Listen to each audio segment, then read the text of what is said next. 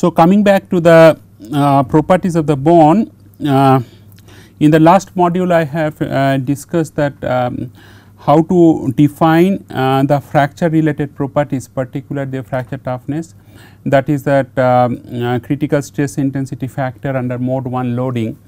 So, this module will discuss some of the properties and will try to understand that how the bone properties depend on the mineral content or bone properties can vary from patient to patient. So, this particular slide essentially plots the fracture toughness values of the human cortical bone measured using single edge notch beam technique. And what you notice here is that this along x axis the age of different patients from which these cadaver bones were taken, and then they measure the fracture toughness are plotted. So, there has been a general trend that higher the age of a patient, there is a general decrease. So, there is a decrease in the fracture toughness with increase in age. That means older patients, the bones in older patients will have more proneness towards the fracture, or the older patients will be more prone to bone related fracture than the younger patients. The other thing that what you notice that window over which this fracture toughness of that human cortical bone that they vary, and this window is somewhere 4 to 7 MPa square root meter. So, this is the window across which this cortical bone fracture toughness is. So, if any material which you need to use as a bone replacement materials, if their fracture toughness somehow can be within this particular window 4 to 7 MPa square root meter, although larger is the fracture toughness better it is. However, 4 to 7 MPa square root meter, that is the typical cortical bone fracture toughness, and that is what one has to match with that kind of natural bone.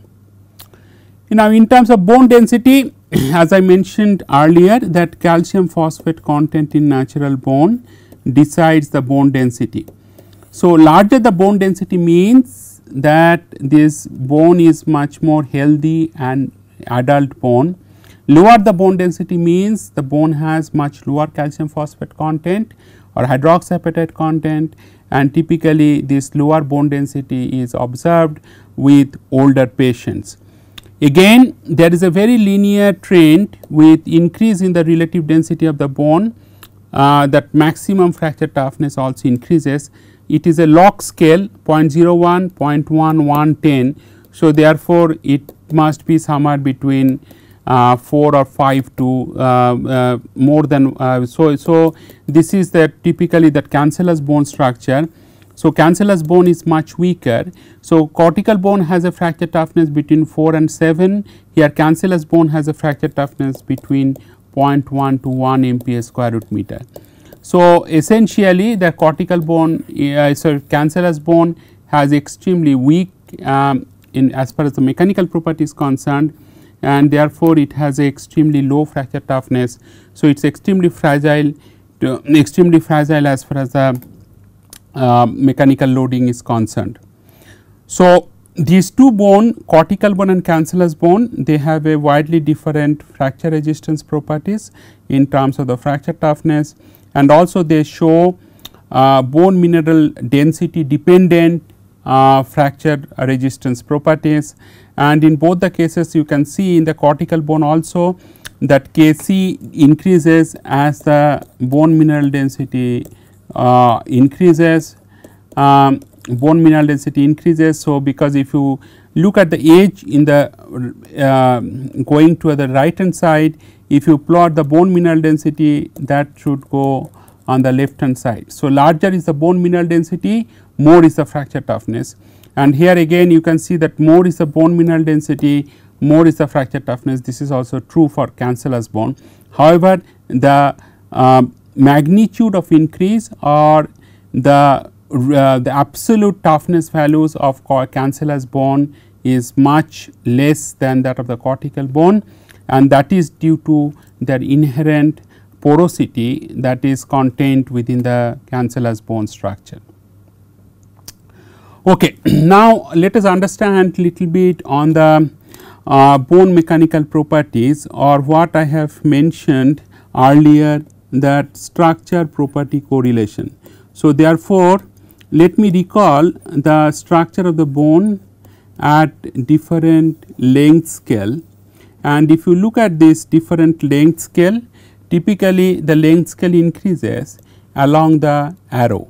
So, at the very lowest level of the structural description, let us start from right hand most of the structural description.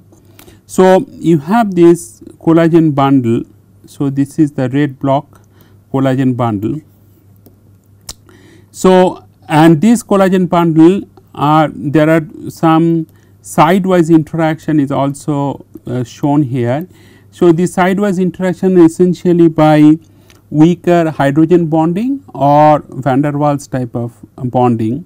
So, therefore, at any given stress conditions, if necessary, this collagen bundle can slide over one over each other.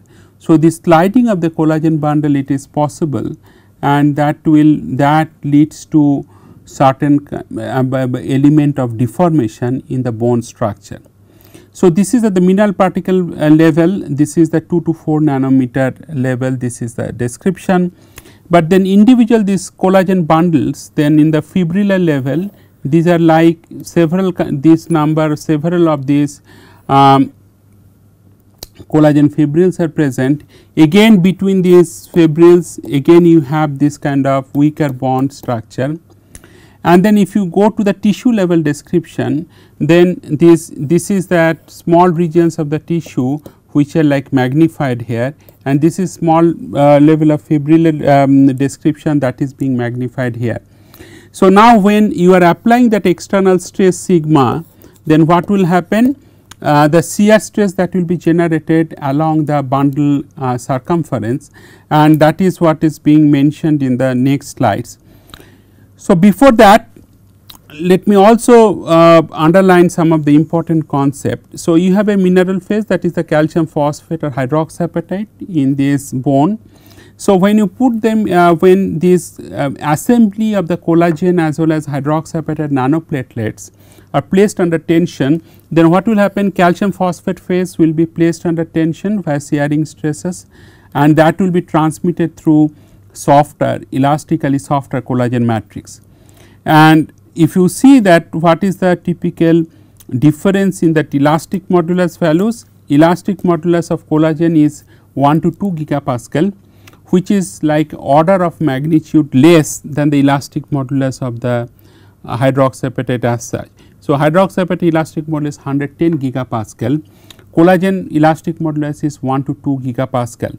So, because of this large mismatch in the elastic properties, it is quite mechanically it is quite feasible that hydroxyapatite will be loaded in tension, and collagen will experience more like a shear stress under mechanical loading.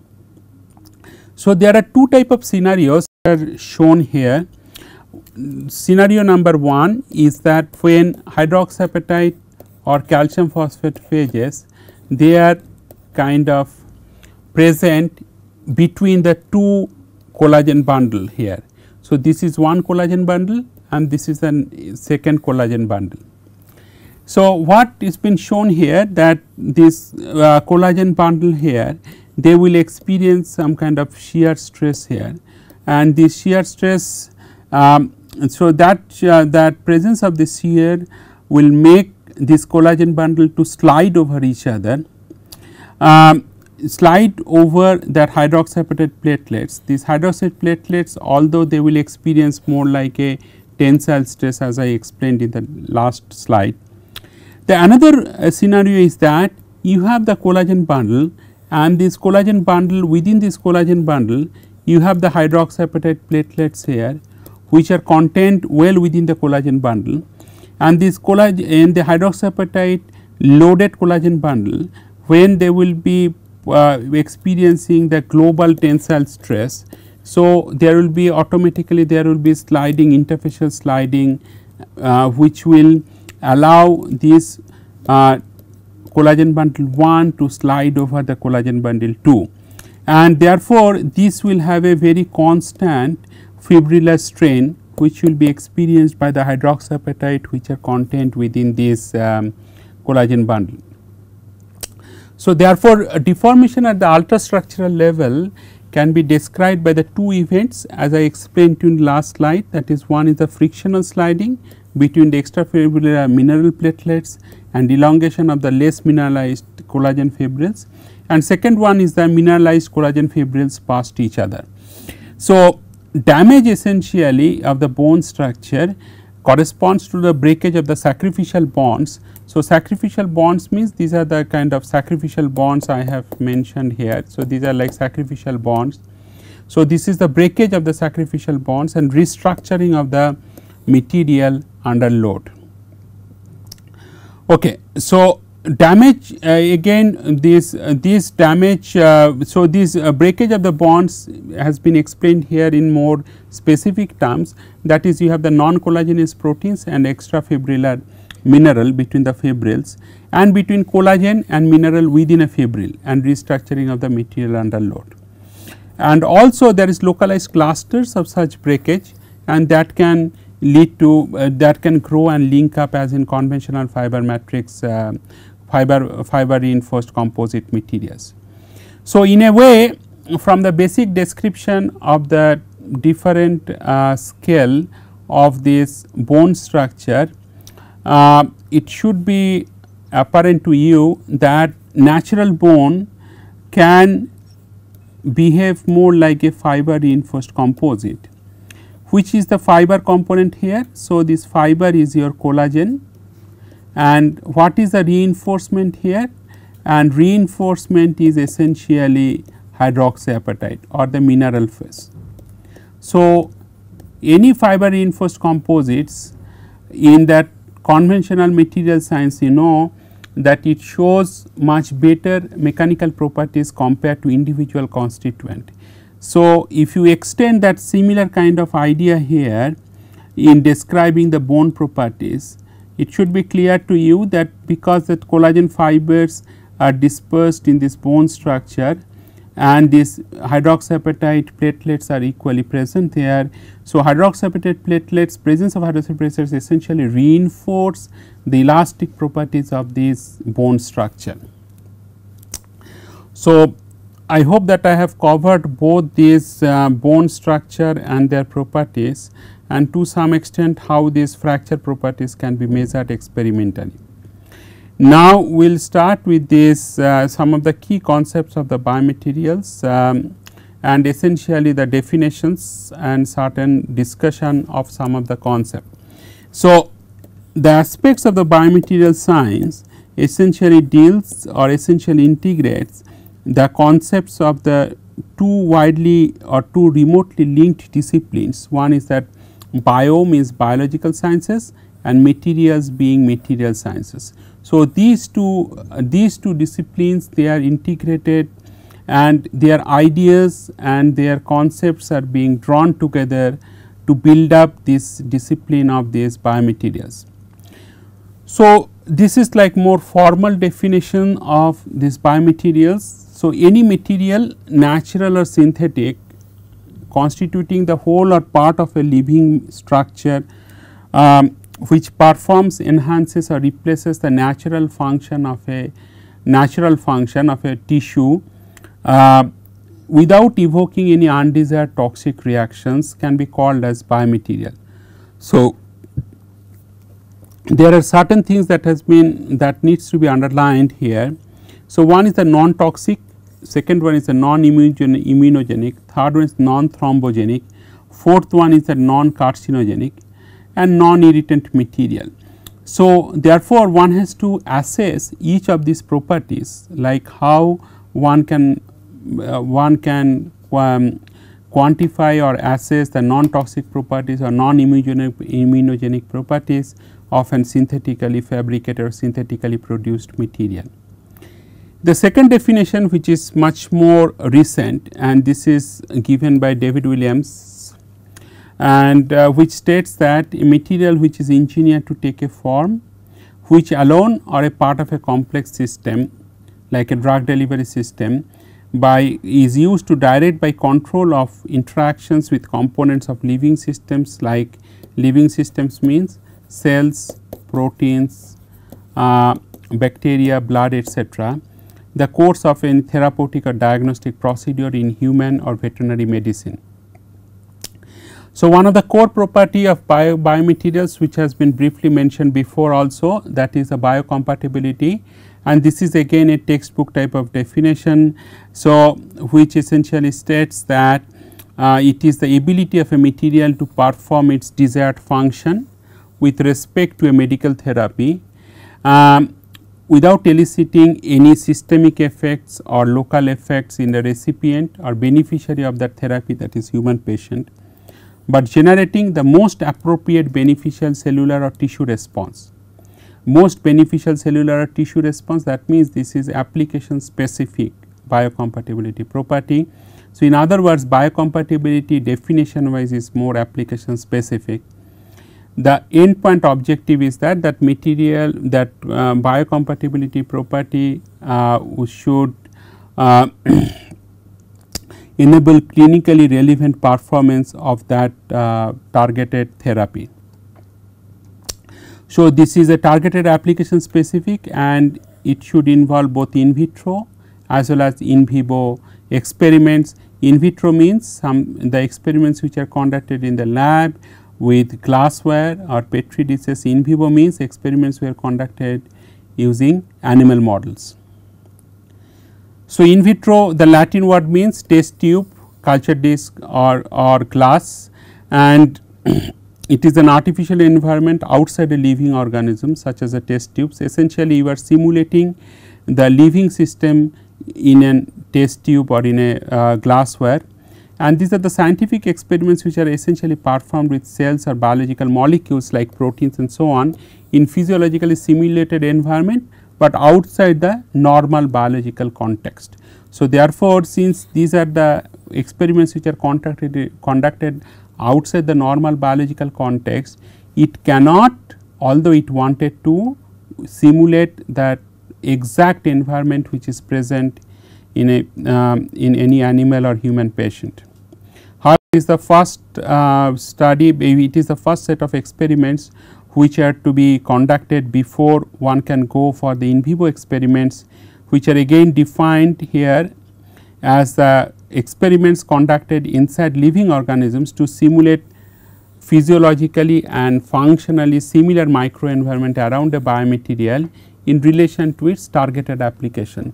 So, therefore, whenever one has to do this in vivo experiments, there you have to have a different kind of defect model or different kind of animal model to simulate the in vivo environment, to simulate the in vivo experiments. Now, specific animal model, the rationale of choosing specific animal models is also disease specific. For example, rabbit models are used more for conducting bone replacement materials, while sheep model are used more for cardiovascular implants. So, therefore, for cardiovascular implants, one is to use much larger sized animals like sheep or pig model. Okay. This third one is that host response or foreign body response. So, it is the reaction of a living system to the presence of a foreign material in vivo. So, to start with, one has to remember that whenever you implant any biomaterial in a living system, it always causes some kind of local or systemic inflammatory response, and this response in scientifically is known as the host response, and it occurs irrespective of the way that you implant the material, like either through surgery or through injection, as all biomaterials are expected to cause a disruption in the local tissue environment. Cytocompatibility also has been mentioned before, that is, it is cell level compatibility. So, essentially ability of a biomaterials to be in contact with proliferating cells without producing an adverse toxic response. and this toxicity is quantified using using different assays. Most popular assays that people use is MTT assay, and a complementary assay also one can use this LDH assay. Now, each assay, one of the things that in cell biology one has to remember, that each assay actually gives you certain specific information. One cannot make any overstretching statement based on the results of one single assay. For example, MTT assay tells you the number of metabolically active cells. So, if that X percentage cells are metabolically active in a given cell population, one cannot say that 100 minus X% cells are dead, simply because in order to quantify the dead cells, one has to use that LDH assay. So, this LDH assay, when you do LDH assay, then only you can say yes, Y percentage of the cells in a given cell population is dead, it is not alive anymore. X plus Y can be 100 or may not be 100 or less than 100. So, in cell biology, one cannot kind of make overstretching statement based on the information obtained from a single assay. Hemocompatibility, hemo means blood, hemocompatibility essentially means that blood level compatibility, and it is a study of a compatibility of a synthetic material with blood and blood cells. Now, this level compatibility is important for cardiovascular materials like cardiovascular stents, pacemakers, cardiac patches and so on, and it depends on the different factors like hematology, a study of red and white blood cells, and coagulation, that is the platelet adhesion and leukocyte adhesion and fibrinogen adsorption, so which also takes place on artificial material. Ideally, hemocompatible, a perfect hemocompatible material should not cause any platelet adhesion and should be non-thrombogenic in nature. In other words, it does not disturb the delicate hemolytic balance between the coagulation and fibrinolysis. Okay. Now, having given this all these different definitions, there are two things often people are confused in these biomedical applications or as far as the biomedical materials are concerned. One is called scaffold and another is called implant. Now, these two things need to be defined with respect to their characteristics which distinguish themselves. Scaffold normally means that is a porous material, and this porosity is very helpful for the cell colonization and cell growth and proliferation, and also to some extent cell differentiation. So, these scaffold structures are essentially 3-dimensional synthetic porous structure, as has been mentioned very clearly in the first line itself, to facilitate tissue formation in vitro. And this kind of interconnected porous structure which is present in many of the scaffolds which are experimentally studied in different research groups around the world, these interconnected porous structures are helpful for the osseointegration property, like when you implant this scaffold structure in any animal model, that also helps in the angiogenesis like blood vessel formation through this porous structure, that also helps in the bone ingrowth into the porous structure. Now, those things will describe it much more later, but at this point you must understand that scaffolds usually share most of the ABCD properties or at least few of these properties. These allow cell attachment and migration. Now, what is cell migration? I have explained to you before, that is essentially motility on a material substrate, deliver and retain cells and biochemical factors, enable diffusion of vital nutrients and expressed products, and exert certain biological and mechanical influences to modify cell behavior. Now, typically the scaffold term implies porous constructs with interconnected pores more in like 10 to 100 micrometer, which facilitates tissue ingrowth, reduce limitations due to diffusion of nutrients and so on. So, the morphology and porosity are the primary importance in scaffold, whereas mechanical properties are of secondary importance. As I said, since it is a synthetic porous structure, 3-dimensional porous structure, this cancellous bone, you remember that cancellous bone also has a very large porous structure, and cancellous bone are mechanically inferior than cortical bone. Similarly, since scaffolds are essentially 3-dimensional porous structure, scaffolds also have weaker mechanical properties. And the scaffolds are important in tissue engineering. Before defining other terms, let me also explain that what is meant by implant. Implant is a general term used to describe any object that may be placed in direct contact with living tissues. That FDA, that is US body, that is Food and Drug Administration, defines medical implants as devices or tissues that are placed inside or on the surface of the body. So, it is used, many implants are prosthetics, and this is intended to replace missing body parts, and other implants deliver medication or monitor body function. Those things we are not, that does not come under the purview of this present course. However, these implants by definition, as you see, that these are like medical devices which are placed in direct contact with living tissues. Examples of the implants is THR, like total hip joint replacement. You have a stem that is made of either titanium or stainless steel, that is the stem. You have a femoral head that is either made of the steel or alumina, and you have acetabular socket, again that is made of that polymeric materials like ultramicron polyethylene. Now, all these three materials essentially at the bulk level, they are not 3-dimensional porous structures which a scaffold is, but that is this THR, which is a very well known example of an implant.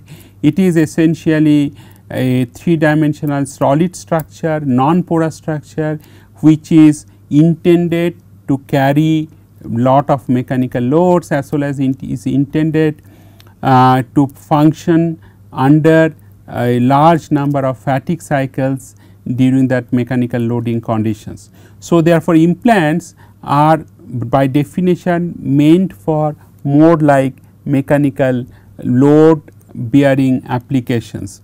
Another examples of the implant is total knee replacement. So, total knee replacement also has load bearing materials. So, these load bearing materials are essentially non-porous and solid materials like total hip replacement materials. So, certainly the implants must have much better mechanical properties than scaffolds, but with uncompromised biocompatibility properties. Why implants are necessarily to have, or it is meant to they are meant to have better combination of mechanical properties with uncompromised biocompatibility properties, because biocompatibility properties, that is the bottom line for performance of any biomedical applications, and therefore, we need to understand that what is the distinction between the scaffold and implant, and I hope that in last 2 slides I have made such distinctions little clear in your overall understanding.